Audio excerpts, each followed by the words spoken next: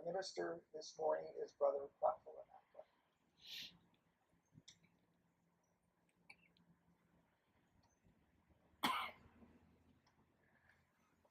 So, our topic of discussion for today is how to dissolve the causes of war. Well, let's put that in a more seasonal aspect. The spiritual way to world peace. How's that? Because it's the same thing, same coin with two different faces. But our Bible passage for today is where I'd like to start, because this speaks of the source of conflict, the lack of peace that we see so much everywhere in the world, in the big picture, in the globe, and then right down to our own personal lives. There's upsets and difficulties, aren't there? And it's all part of the same stuff. It's part of the world of Maya, delusion. This world is fundamentally not incapable of manifesting pure harmony and peace the way God has structured it. Welcome to the world. But this is not where we're supposed to stay. That's the whole thing. We're supposed to get out of here. And so, yes, turmoil and trouble will always be part of this world of duality, of Maya, of delusion. But we can do what we can to make it a better place for ourselves and others. And so, our Bible passage is speaking of why things are worse than they need to be, by people trying to get things that they think they need or things they think they want, by taking them away from other people. And so this is from the book of Luke, chapter 12. And seek not what ye shall eat or what ye shall drink. Neither be ye doubtful of mind, for all these things do the nations of the world seek after. And your Father knoweth that ye have need of these things.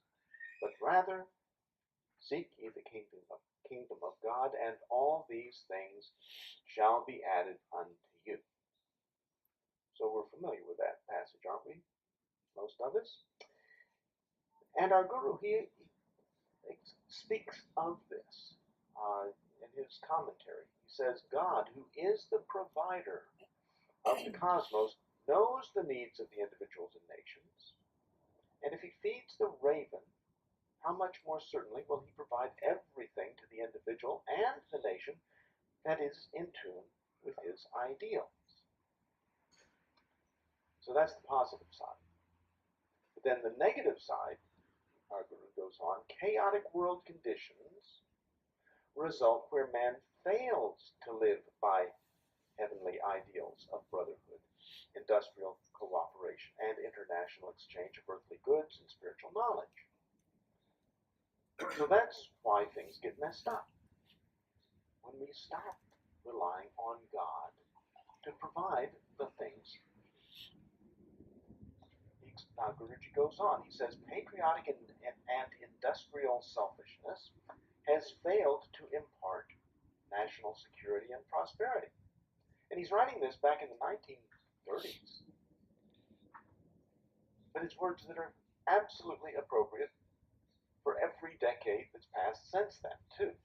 This is, as I say, it's just part of the makeup of our world.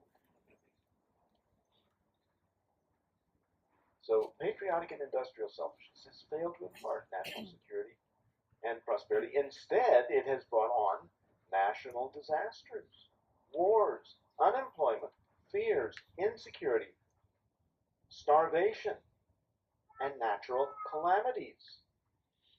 Earthquakes, hurricanes, tidal waves, dust storms, and so on are indirect results of the cumulative wrong actions of individuals and nations. So he's speaking of mass karma. When everybody's looking to get the things they need through unspiritual means, we build this karmic magnet that draws all of this really unpleasant stuff. It's the things that the prophets of the Old Testament are talking about and warning those people of ancient Israel that all these trials and tribulations are going to come about if you break the Ten Commandments. And it's the same thing today. All of the horrible stuff that we see goes back to the same exact principle.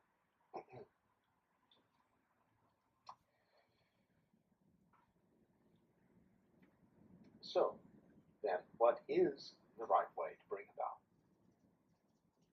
peace on earth? And we've talked about this in other services, where it's not really a topic that we can address directly and say we can identify just one particular thing and let's fix that. Because, for instance, there's one organization that's identified some 75,000 specific world problems. Now, which one are we going to pick is the most important one to fix? It just, you can't even begin to figure out.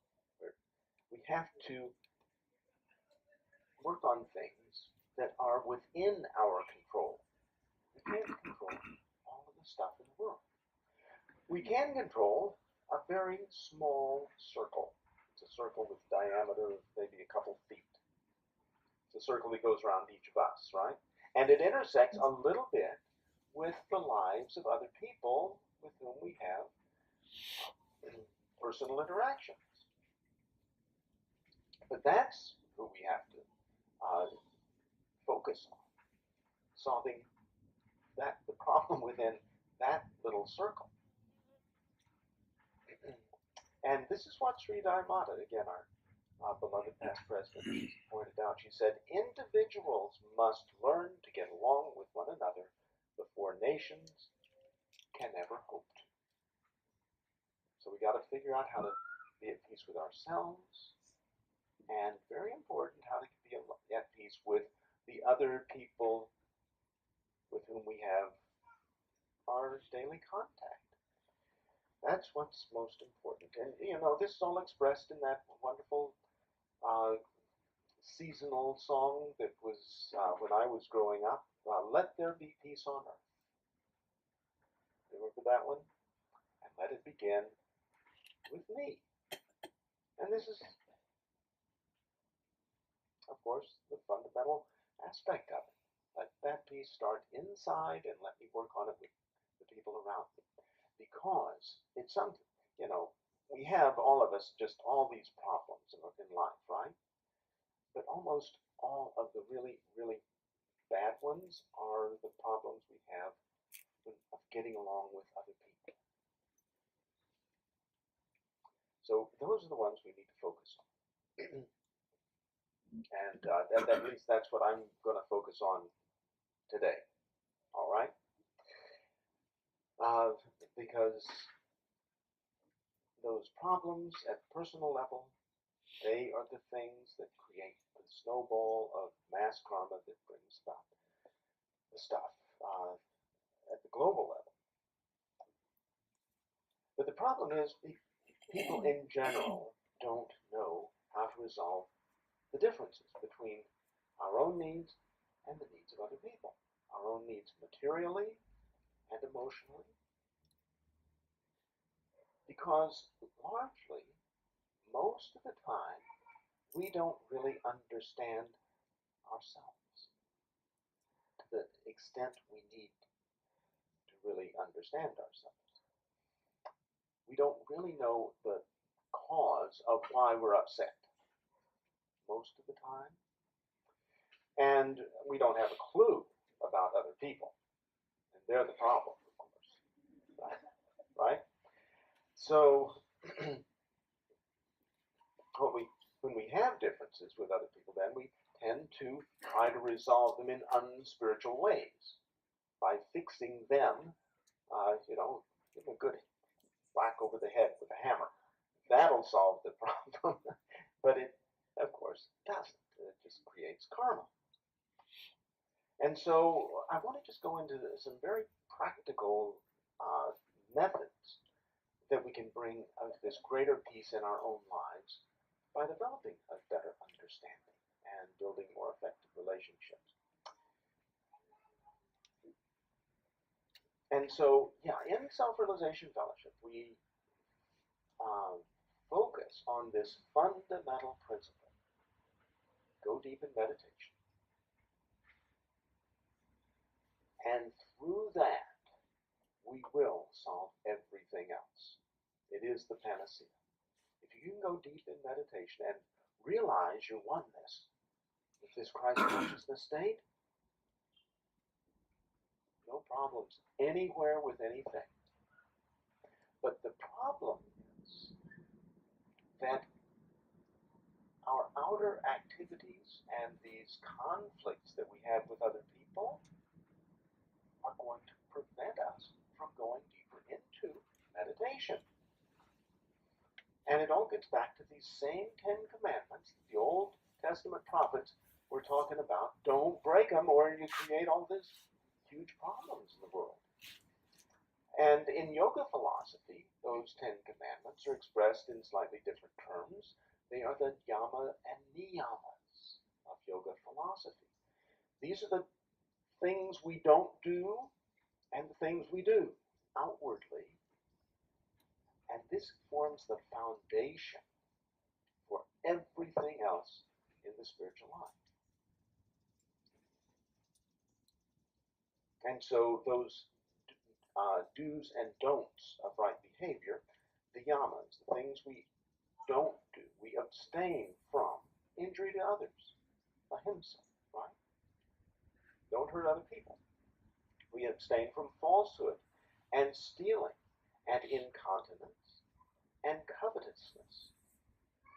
And then the niyamas, the things we do, are purity of body and mind, contentment in all circumstances, self-discipline, self-study, or contemplation, or we could say introspection, and devotion to God. So there's 10 of them. And our Guru explains that yama niyama are the foundation on which the yogi begins to build his spiritual life. They harmonize body and mind with the divine laws of nature or creation, producing an inner and outer well-being, happiness, and strength that attract the devotee to deeper spiritual practices and make him receptive to the blessings of his guru-given sadhana, or spiritual path. So these outer actions are really, really important because it brings us in attunement with those blessings of our sadhana. Or we could put it another way. If we're out of tune with these fundamentals, we're not going to be able to experience the benefits of meditation.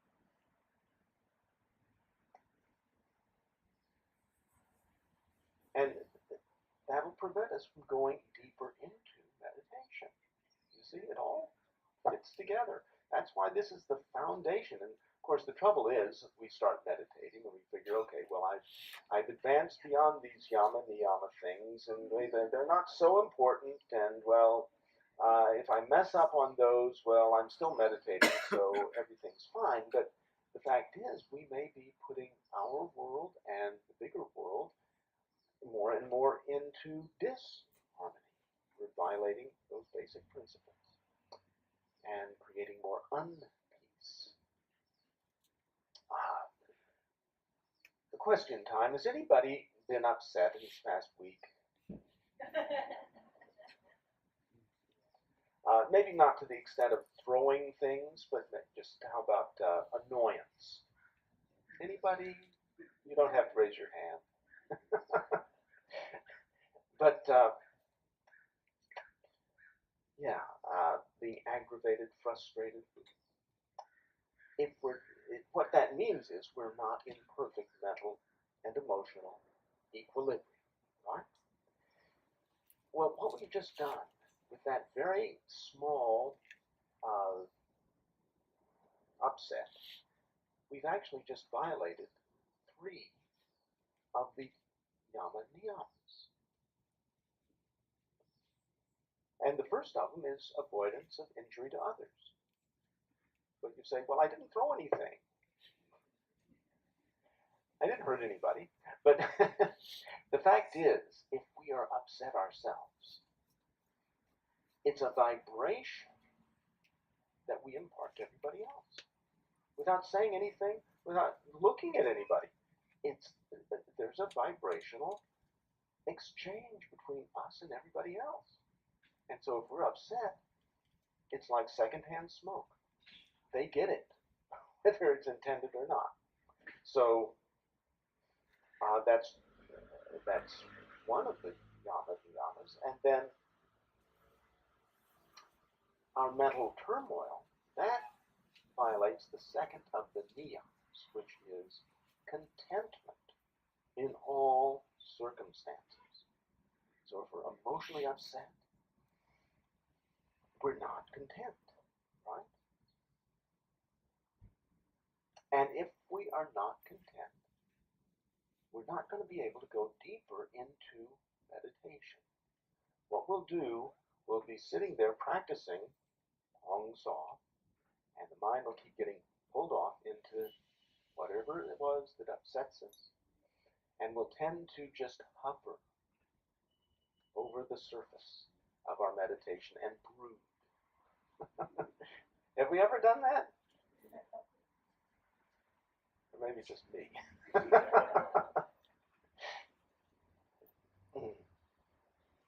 So, yeah, these yama niyamas, they're really important in terms of how they affect our meditations. And then how they affect our interpersonal relationships. And how this affects world peace. It all ties together. It's these interpersonal relationships. They're the most difficult thing in the world to deal with effectively, because usually we have fears. When we got a problem with another person, we usually take the easiest way out, don't we? And what is that? We avoid it. Stay away from it. Or just kind of not tell them. Like, there's a story of this couple who was celebrating their 50th wedding anniversary, and a friend remarked to the husband, "It's just amazing how well you and your wife get along. Don't you ever have disagreements?" And the husband says, "Oh, well, sure we do, quite often." "Well, you must get over them very quickly."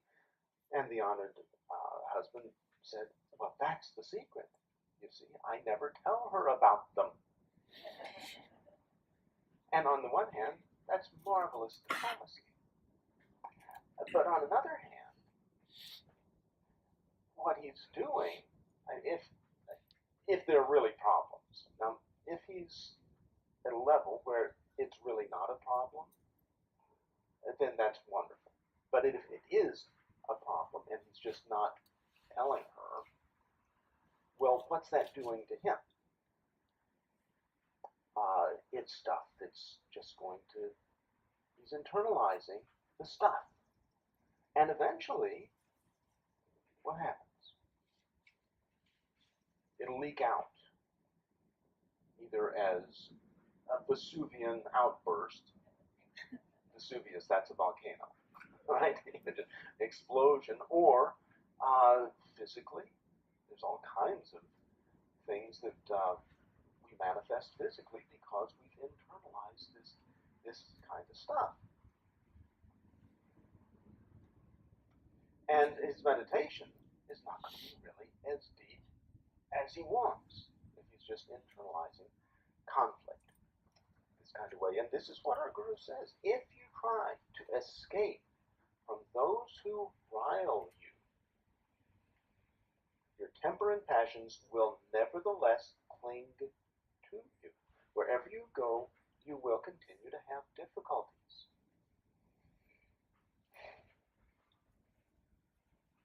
So, and if you want that, it's from Getting Along with Others, in that chapter in Journey to Self-Realization. That book of our gurus, it's upstairs in the book room if you don't have it. So, the better way for this husband, maybe, to get along better with his wife would be to explain about the disagreements he has all the time, but in a way that doesn't get her all upset either. But since he doesn't know how to do it, he pretends that there's nothing really the matter. Well, what we need to do, because we're all in this situation, aren't we? We need to look inside, into the root cause of our being upset. If we're mad, we got to know what it is that makes us upset. And this is the third of those yama niyamas that we got to focus on. And the first was ahimsa, and then contentment, but also now is contemplation, or looking within, self-study, introspection. What the mind does when we have a problem. We're on a freeway and driving along peacefully thinking of God, and somebody pulls right in front of us and makes us slam on the brakes, and we shout at them, "You nincompoop!" We're just really upset because they're so stupid. Right?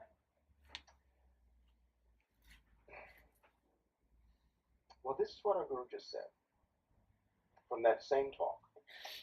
When anyone can make you mad, it is because of some desire within you that has been contradicted.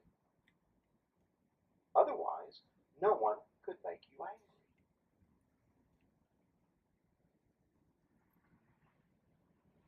So we're not mad because that person's a nincompoop or stupid or anything else. What we're mad at is because their action frustrated a desire for us. That's what Guruji says. If anybody can make you mad, it's because some desire within you has been contradicted. And so we got to think, what's that desire? Well, I was trying to get somewhere really fast. I had to slow down, maybe.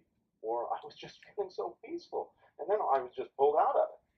Or I have a desire to stay alive. Those are valid. But we got to understand the desire inside us. And not just automatically project the problem out at the other person. Maybe they needed to get somewhere fast. Maybe, we don't know what's going on with them. But what the real problem is for us to understand what's going on inside of us. And so if we're getting upset and we don't really know why, it proves that we're just not going enough inside with our introspection.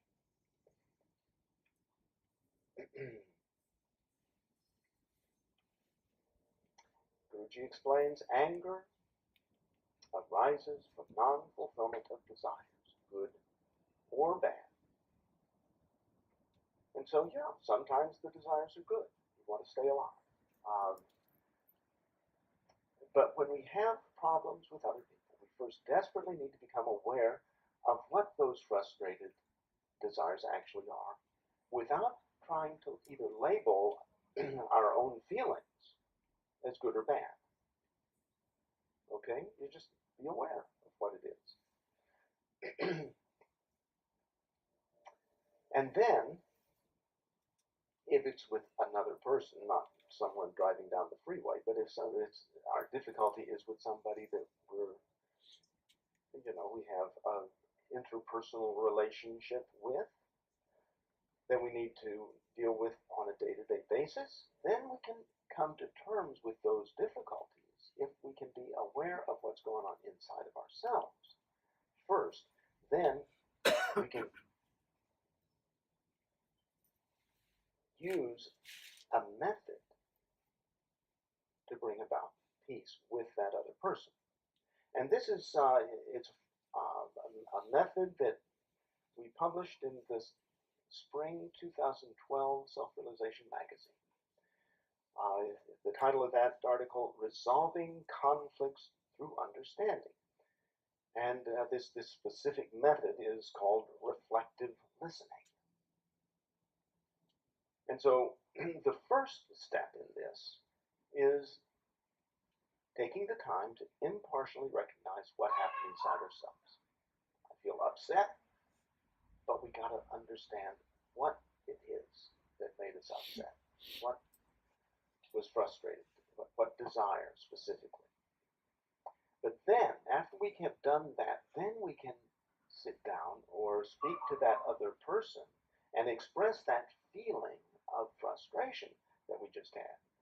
Not expressing that they are the problem, or that they are stupid or a nincompoop or anything else. But it's just that through whatever it was that they may have done, it brought about this feeling inside of me. You see? And that's it shifts the whole thing tremendously. And then it's about not them, but me. And then, to make it really effective, you can ask that other person to actually tell you back what you just said. Because oftentimes people will hear something very differently than what you actually said. But if you can ask them, well, could you just tell me what I just said so I know that you heard it? And if they can repeat it back to you, and you say, yeah, that was it. You know how you feel? It's like this huge weight. It's just been taken off. They heard what you feel inside. And then you can do the same thing with them, because there's always two sides of a story, right? You do the same thing. You hear what their point of view was, and then you actually express back to them what their feelings may have been. And then figuring out a solution to the thing is the easiest thing in the world.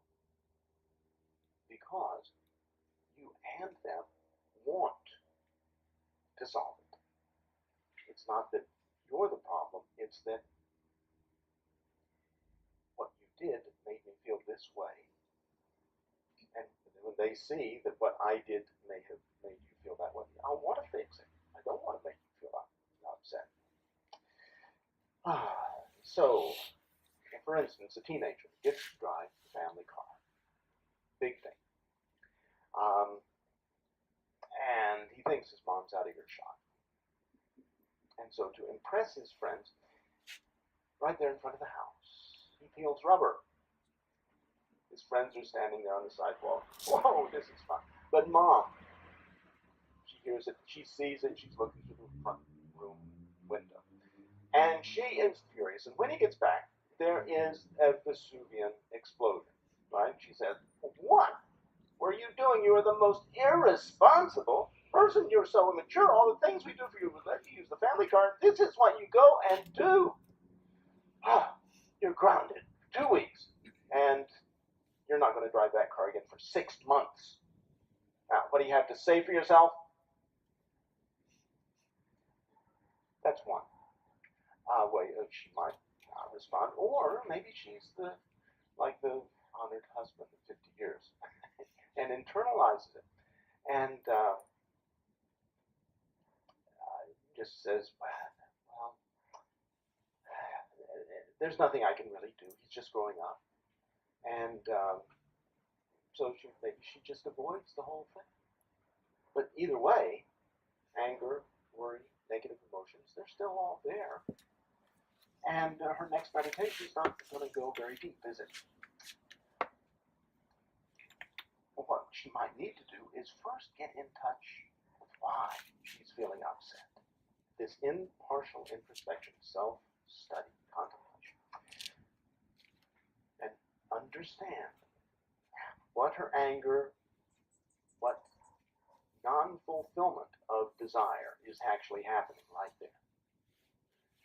And so she got to go inside. And maybe there's a whole bunch of different things. But it may be that what her son just went and did, it infringes her need for security.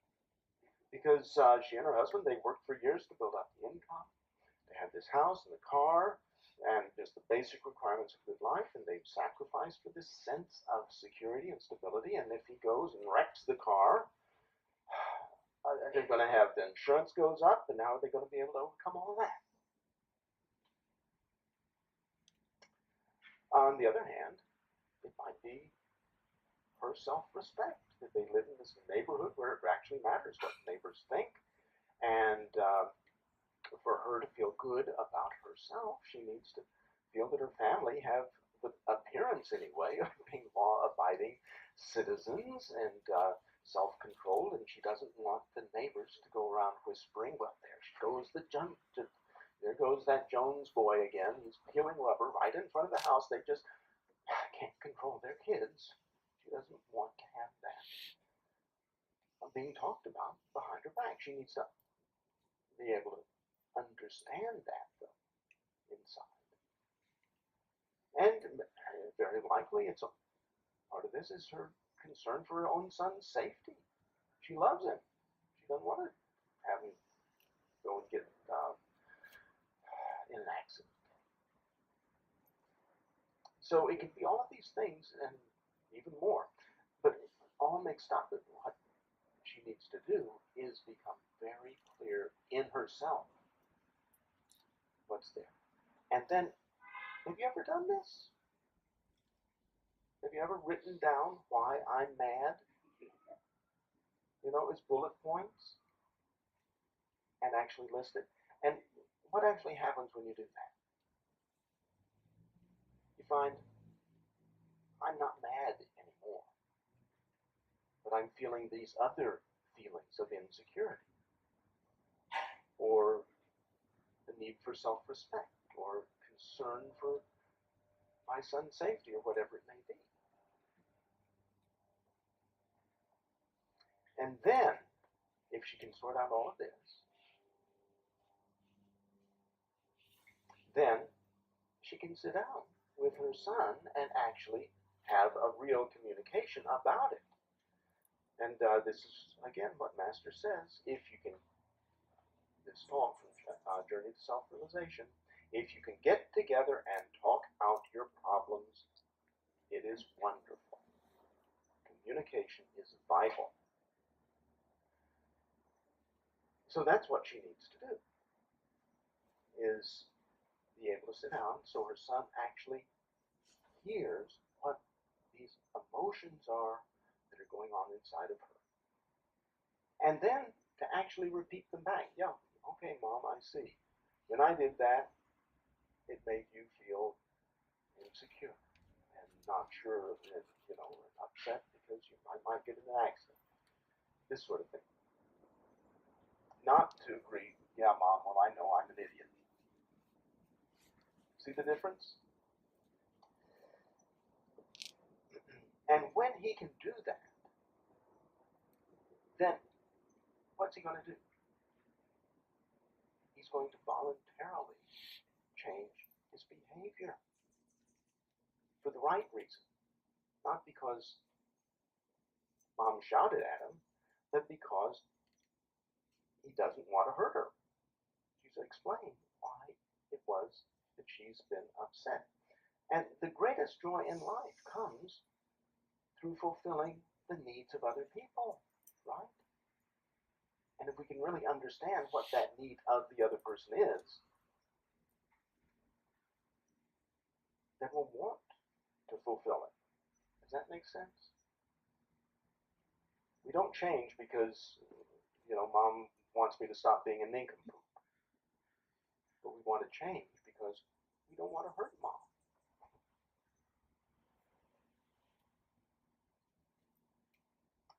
And so then if Mom can also hear from her son what his side of it is, maybe he didn't have any intention of hurting anything, or he was in control, he felt, and he was just trying to impress his friends. He has this need for uh, self-respect. That's how he felt he was going to get it. But once the two parties can actually sit down and hear what is going on inside the other person this kind of way, and the other person can actually repeat back what the other one said, then this solution is going to happen all of itself very easily. And then it's the same sort of thing that then can go into the bigger context between nations and solve the problems of the world.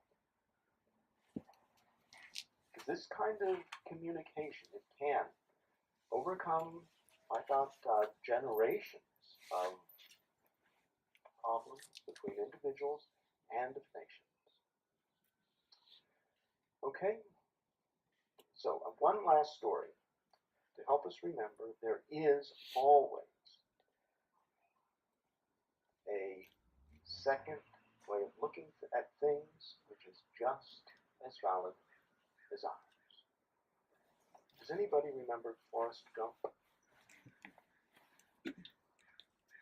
He was really kind of limited up here, but had a huge heart, right? And he went and died. And he got to the pearly gates. He got to heaven, and there's St. Peter welcoming everybody, and he said, "Oh, Forrest, there you are. We've heard so much about you, and nice to see you up here, but, we got a little bit of a problem, too, because things are filling up pretty fast, and so we're having to give an entrance exam for everybody to get in." And Forrest kind of stumbles, and, "Oh, gee, I wasn't exactly expecting that, St. Pete. I hope the test isn't too hard, because life, that was a big enough test like it was." Well, St. Peter goes on, "Okay, Forrest, I know. There's only 3 questions, and you can think about them, and I come back tomorrow. But the first question is, what days of the week begin with the letter T? And the second question, how many seconds are there in a year? And the third question, what's the first name of God?" And poor Forrest kind of walks away, shaking his head, comes back next day. And St. Pete says, "Well, okay, you've had a chance to think things over. What's the answer?" "Well, that first one, how many days of the week begin with the letter T? Well, I thought it got to be today and tomorrow." Say, "But no, well, wait a minute," says St. Pete. "I guess I didn't specify. I got to give you credit on that one. Okay, well, the next one, how many seconds are there in a year?" "Well, that was really tough, but I thought that it's 12. 12 seconds in a year." "Well, yeah, St. Pete, because there's January 2nd and February 2nd, and right? Okay, I gotta give you credit," says St. Pete. "Okay, well then,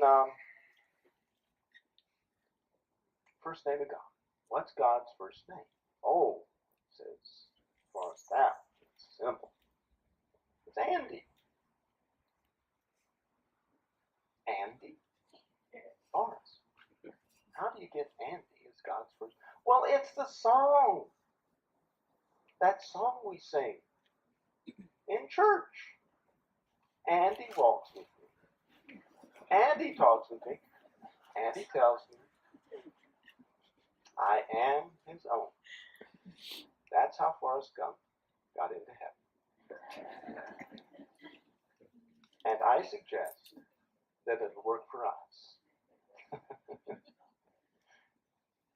as we go on, following our sadhana, practicing these yama niyamas to the very best of our ability, work out those personal issues, go deeper in meditation,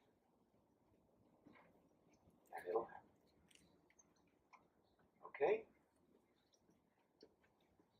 So that's my message for today. Now let's have our offertory. It's time for our offertory.